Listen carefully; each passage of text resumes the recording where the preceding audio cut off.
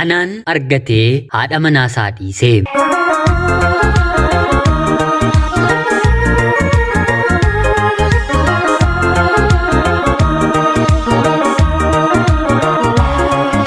Yeroodhaaf maqaa kiyya himachuun barbaadu kanan dhaladheetti guddadhee Jiituu Magariituu Oromiyaa keessattidha.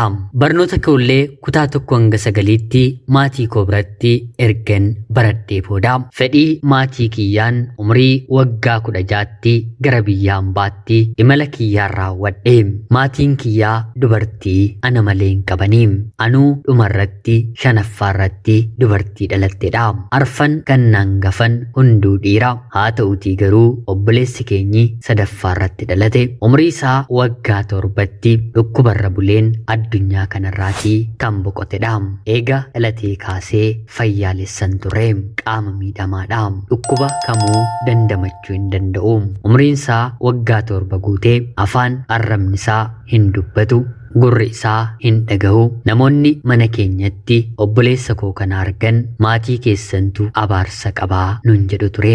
Otuma jibbaniini sababa isaatti nutis maqaa godhannee otoo jiraannu eeyyama rabbii hin taaneetii umrii isaa waggaa 7tti addunyaa kanarraatii darbe. Maatiin kiyyaa maatii baadiyyaadha. Lafa guddaa qabu isuma qotatanii jiraatu. Manni amantaa kan Ortodoksiis kan Pirootestaantiis kan amantaa Islaamaas nurraa fagoodha. Yoo xiqqaate mana amantaa tokko argachuudhaaf deemsaan sa'a 2 imaluun dirqamadha. Waa'ee amantaarraa fagaannee waan guddanneef qe'ee keenya kan guuteeru qaalluu mortuu qofadha. Qe'een nuti jiraannu qe'ee nagaan jiru miti. Namni nagaadhaan nagaa oolee nagaan akka bulu waliif barbaadu hin jiru. Inni guddaanis inni xiqqaanis qe'ee sanaa falfalaan wal ari'uu mandara yookiin immoo ganda barbaadudha. Jireenyin ganda sana keessaa jibbu maatii koo obboloota koo akka bahaniif kan hin barbaadu hojii gochaa akkanaa keessaadha. Hanga isaan achi jiranitti gochaa kanarraa fagaachuun waan hin danda'amneef barnoonni kutaa 9ffaallee magaala waan na tureef mana kireeffadhee barachuu akkuma eegaleen maatiin koo biyya ambaa deemiitii magaalatti mana nuuf ijaarinaan jedhani. Anis fedha kiyyadhaatii biyya ambaa deemeen yeroo waggaa 1 hin guunne keessatti mana maatii koof nan ijaare. Ijaaruun kiyya garuu gahan turre. Ollaan maatiin kiyya waliin turan maatiin koo magaala galuu isaaniitti gammachuu waan hin qabneef gosa falfalaa lakkoofsa hin qabne anaan asitti biyya ambaatti maatii koo bakka jiranitti guyyaa guyyaatiin nutti erguu dhukkubsachuu rakkachuu jalqabne. Kanaan baatii 1 guutuu biyya ambaa taa'een sirriirra ciiseen ergan dhukkubsadhee booda mucayyoon akkuma kiyyaa biyya ambaa jirtu tokko hodhuu VCD kana dhaggeeffadhuu tarii fayyuu dandeessaa akka nama amantaa hin qabneen ta'inii.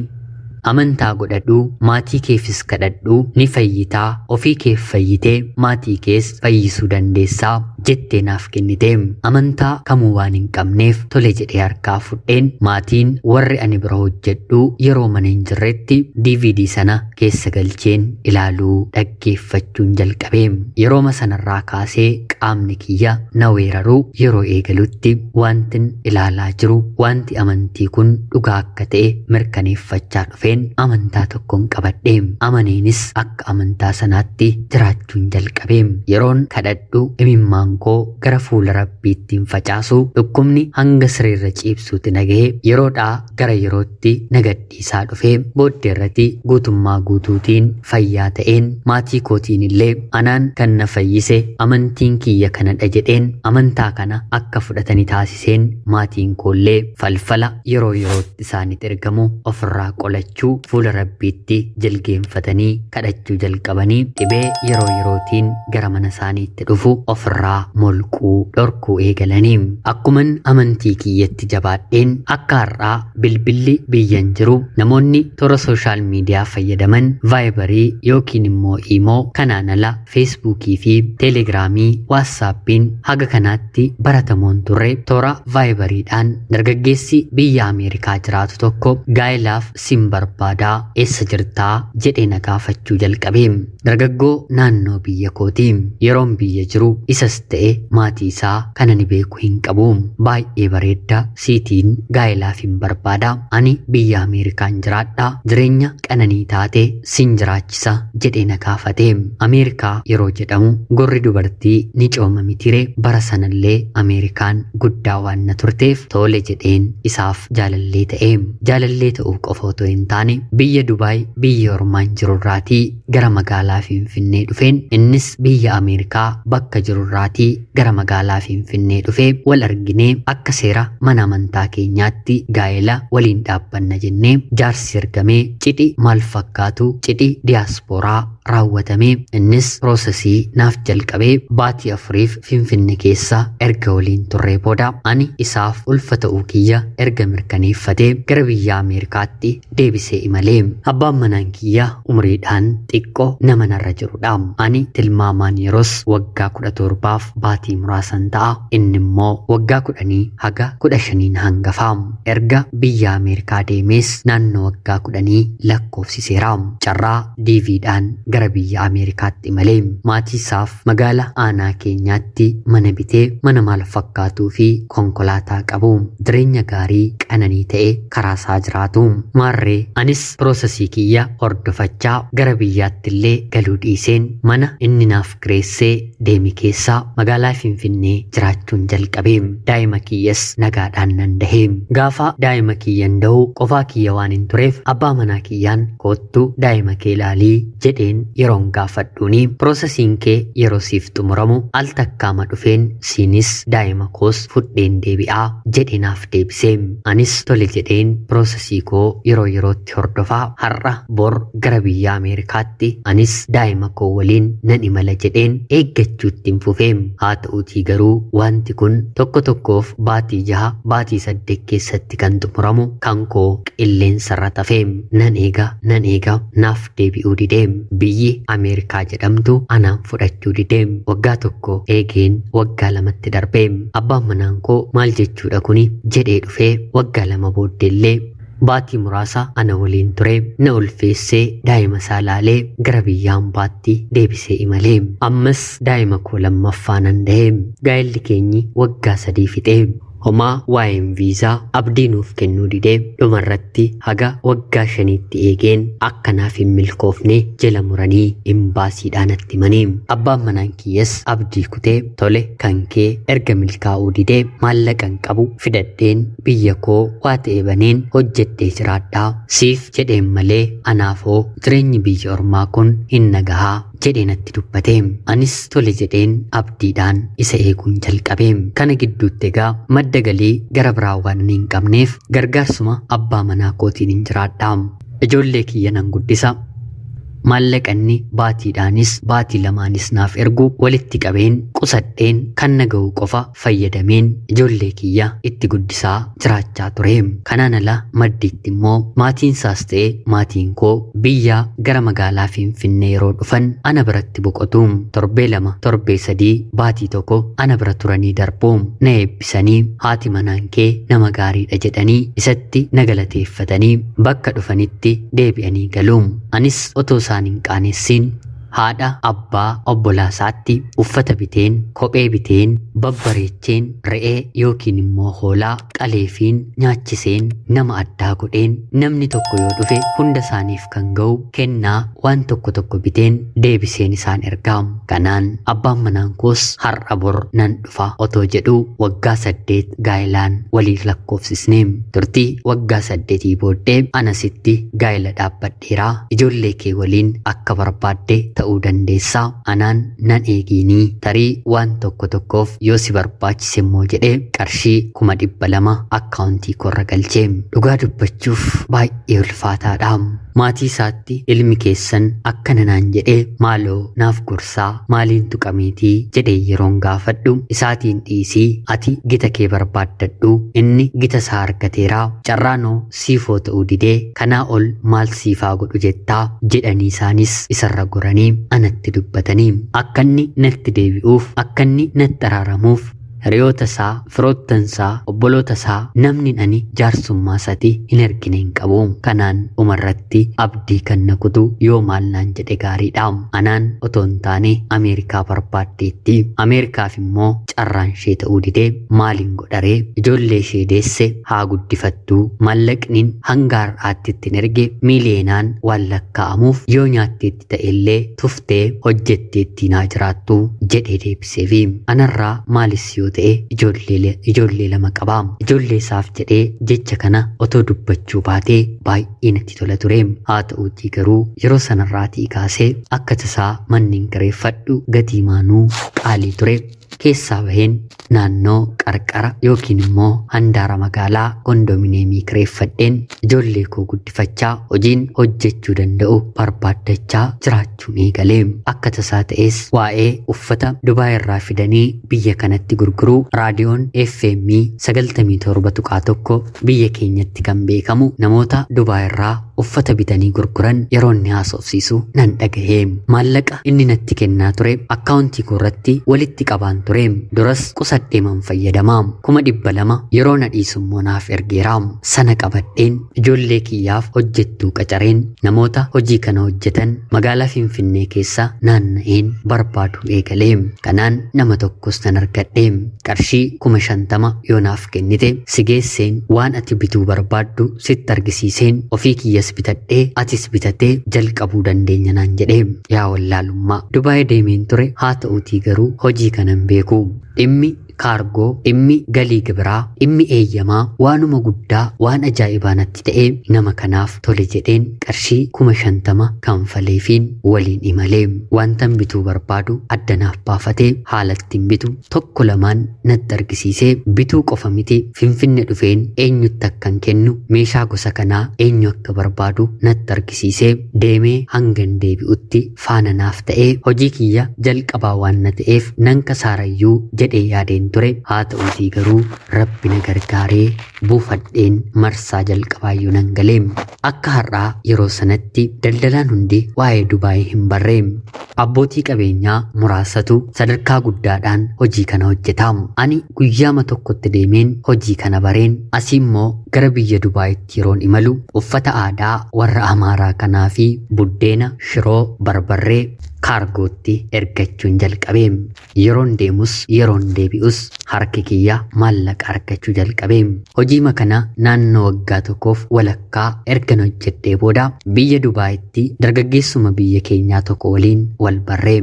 Sabaan nama Tigreedha. Wal barree innis haala hojii tokko tokko natti argisiisee walitti dhufeenyi keenyi garuu yeroon gara biyya Dubaay dhufu akka faddaalaa yookiin immoo dallaalaa ta'ee innis meeshaa namootatti naa gurguruu jalqabne. Kanumaan walitti dhufeenyi keenyi jabaachaa dhufee booddee irratti otuma haadha manaa biyya Dubaayitii qabu ana waliin ta'uu jalqabee. Walitti siquun kuni rakkoodha mitiire. Anis abbaa manaa waan hin qabneef wanti kuni guddaa ta'e natti mul'atu. Kana keessatti nama kana waliin baay'ee walitti dhiyaannee haadha manaa koo hiikeen biyya Itoophiyaa dhufeen si waliin hojiima kana hojjechaa nan jiraadha naan jedhee. Anis lakkii haadha manaa keen hiikiini yoo xiqqaate daa'ima tokkorraa qabdaa jedheen yeroon itti himu anaaf ishee walitti qorrineerraa kabajas jaalalas waliif hin qabnu siin immoo baay'ee jaalladheeraa miira kana dhabuun barbaadu jedhee na gaafate. Kanaan isatti neerume gaa'ilas waliin dhaabbanne waliinis jiraachuu eegalle.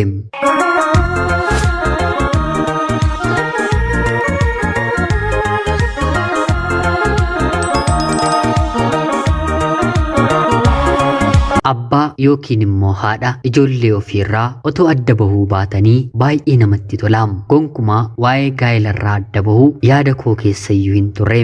Abbaan manaan koo fuudhee anis yeroo booddee nan heerume.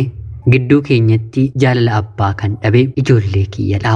Haa ta'uutii garuu abbaan manaan koo kan lammataa kuni ijoollee kiyya akka ijoollee isaatti naaf ilaaluu jalqabe. Isaafis mucaa dhiiraa tokko nan dahe. Kanaan jireenyi kiyyallee gaarii ta'ee mana bitannee konkolaataa bitannee nama yeroo gabaabaa keessatti guddina addaa argamsiisu beektu guddina addaa argamsiiseen jiraachuu jalqabe. Waa'een qabeenya ani qabu maatii kiyya birattis ta'e maatii abbaa manaa koo isa duraa biratti haasa'amuu jalqabe. Haa ta'uutii garuu maatiin abbaa manaa koo duraa eessaa fiddeeti kan inni ergaa fi ture walitti qabatteeti malee jechuun walakkaan dhugaa kan ta'e walakkaan immoo soba kan ta'e oduu facaasu jalqabanii. Kanaan abbaan manaan kiyya inni biyya hambaa jiru akkana jedhee nattaasa'uu jalqabe.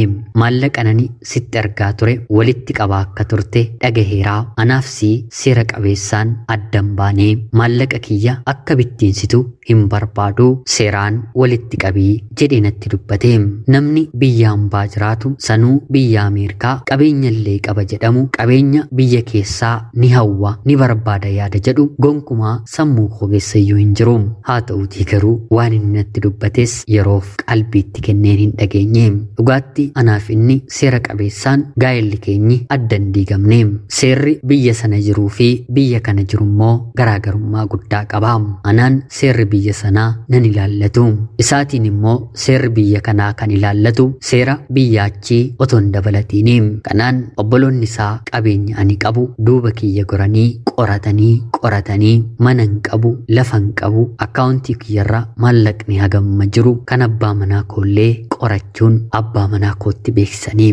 Dafqee dhama'een gadin jedhu jedheen biyya ormaatti marmaareen hojii bareen maallaqaan hojjedhee fidedha. Qabeenya nani qabu hirachuuf biyya Ameerikaatii dhufee Itoophiyaa keessa taa'uu jalqabe.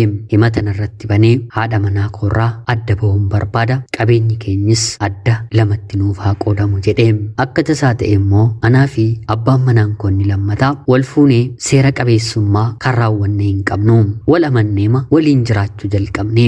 Isa waliin garuu dhimma biyya Ameerikaa jedhutti tarkaanfiin keenya hundumtuu seera qabeessaanii. Abbootii mana murtiif maallaqa kennee yeroo gabaabaa keessatti dhimmisaa akka xumuramu taasifatee qabeenya nani qabu irra deemanii lakkaa'anii kan ani abbaa manaa koo waliin horadhe lamatti na jalaa hiranii isaaf kennanii.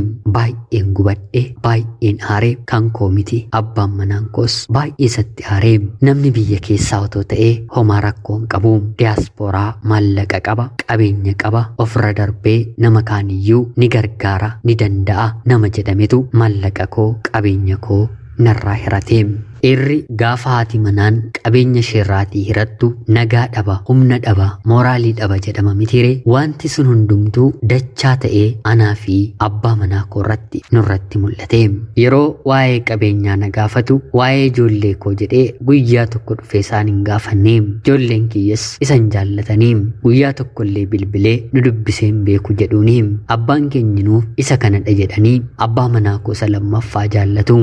Kanaan jireenyi immoo ittuma fufa mitiire qorumsa dhabinsa kana jala darbeen abbaa manaa koo waliin jiraachuutti hin fufeem. Yoo xiqqaate naannoo waggaa tokkoof jechuun hin danda'a. Hojii kiyya irratti bu'aa waa tokkollee hin arganneem. Mooraalii dhabeen akka durii fiiganii hojjetachuu bu'aa irratti bu'aa argachuun natti ulfaateem. Biyyatti illee galeen ijoollee koo qabadheen haadha koo waliin yeroon oolutu baay'ataam. Tattaaffiin kiyya qabeenya kanarraa gara kanaatti nan darbaa malee gonkumaa walakkaatti namni biraan dhufee narraa hirata kan jedhu yaadan qabu.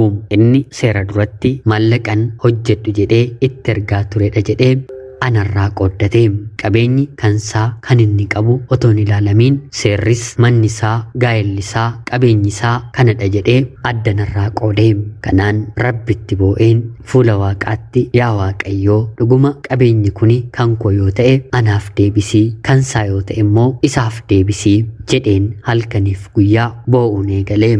Gaafa fuula rabbiitti kadhannu har'aatti kadhannaan keenyi nuuf dhagahama nutti fakkaata mitiire. Miira keessa waan jirruuf wanti hundumtuu ammaaf ammatti otoo ta'ee feenaam. Haa ta'uutii garuu waaqayyo guyyaa qabaam. Guyyaa isaatti eeggatee waan yaadee galmaan ga'aam. Waa'ee isaayyuu dagadheen hojii kiyyatti seera qabeessaan deebi'een kan duraan hin qabuun olitti dachaa godheen qabeenya soradheen waggaa 7 booddee oduu haaraan dhagahaam. Waggaa 7 jechuun qabeenya sana inni narraa hiratee jechuudhaam. Biyya Ameerikaa keessatti haati manaansaa inni fuudhee faranjiidhaa waajjira hojjettu keessaa meeshaa icciitii mootummaa qabate hattee namootaaf dabarsuuf jettee mana ishee keessee harkaaf harkatti qaamni dhimma malaammaltummaa qoratu mana ishee yeroo sakatta'u mana abbaan manaan koo duraa jiraatu keessatti meeshaan suni gaafa argamu battaluma garaagarummaa sa'aatii tokkotti abbaa manaa kiyya gara buufata eerpoortiitti darbatanii waan tokko waan qabates haa ta'u waan horate homaa otoon fudhatiin uffata uffatee mana keessa jiruun qofa gara biyya Itoophiyaatti deebisanii kanaan ol gammachuudhaan na gammachiisu hin jiru. Wallaalaa ta'uunsaa immoo qabeenya anarraa qooddatellee gara doolaaraatti jijjiiree gurguree gara biyya Ameerikaatti fudhatee ture. Achiis ijoollee lama qaba ture. Haati manaansaa gara mana hidhaatti yeroo darbatamtu inni immoo gara biyya Itoophiyaatti dhufe ijoollee isaa mootummaatu guddisaa jira. Waggaa 7 booda yookiin immoo barri 2015 anaaf bara gammachuu ture. Amma kunoo namni biyya Ameerikaa waggaa meeqa jiraate harka duwwaa Finfinnee keessa hojii malee waan hojjetu waan yaadu waan fudhu dhabee naanna'aa jira. Naannoonni jiru gaafadhaatii natti maa jedheen namoota biyya koo gaafachiiseen natti manii gaafan deemee isa dubbisu anaan iyyuu wallaaleera. Sammuunsaa akka tuqamuu ta'eera. Rabbi guyyaa qaba mitiire kana godhee galmaan gaheefi dhala namaaf kunis jira. Anaan si'a 2 jabeessee na waraane waaqni immoo qulqullummaa koo umrii guutuu isa eegaan ture dafqa kiyya kan qooddate walitti qabee takkaama waraanee nama keessaa isa baasee kaanillee yoo hafe maatiinsaa otoo ufanii ilaalanii jabaadhu jedhanii abdii kennanii fi namatti tola ture.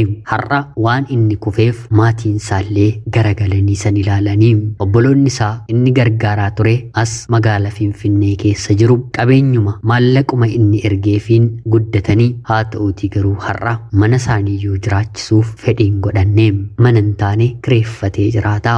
Maaliin akka jiraatu gatii mana kiraa akkamitti akka kaffalatu har'allee rabbaa beeku. Yaa sabaa kana ta'uunis jira. Ana obboleettii keessan magaalaa Finfinnee irraati. Ulfaadhaa nagayaatti galatoomaa.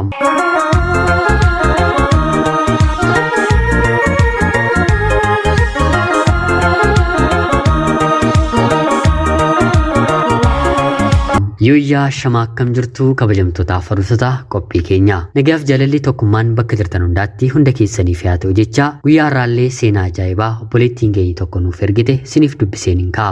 Akkasin irraa barattaniif hubannoo cimaa ta'e tokko irraa argattan homaa shakkii tokko illee hin qabu. Obboleettii keenya seenaa kee kana nuuf qooduu keetiif guddaa galatoomsiin jecha kabajamtoota fardoonni qophii keenya yaada jajjabinaa maal akka seenaa kanarraatii barattan komentii jalatti qoodaafi jecha qophiin sa'aatii kanaaf guyyaa har'aaf siniif qabadheen dhiyaadhe kanuma fakkaatti.